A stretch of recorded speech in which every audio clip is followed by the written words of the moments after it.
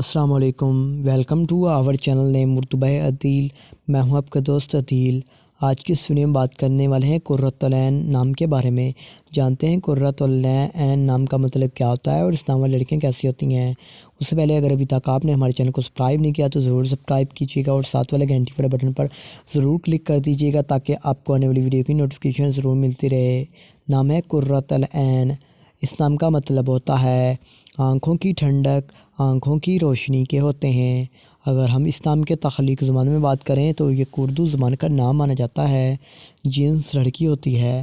اس نام کا لکی نمبر 3 مانا جاتا ہے اور اس نام کا مذاہب مسلم ہوتا ہے۔ اگر بات کریں اس نام کی لکی تاریخوں کے بارے میں تو 5 اور 9 بنتی ہیں۔ اس نام کا بہترین وقت 9 PM سے لے کر 11 PM تک ہوتا ہے۔ اس نام کے لکی دن میں اتوار اور منگل شامل ہوتا ہے۔ اگر بات کریں کہ اس نام والی لڑکیاں کیسی ہوتی ہیں، آپ حالات کا مقابلہ کرنا چاہتی ہیں، چاہے جتنے بھی لوگ آپ کے مخالف ہوں، آپ اپنی بات پر قائم رہنا چاہتی ہیں۔ اس نام کے حاکم سیارے میں بات کی جائے تو پلوٹو شامل ہوتا ہے۔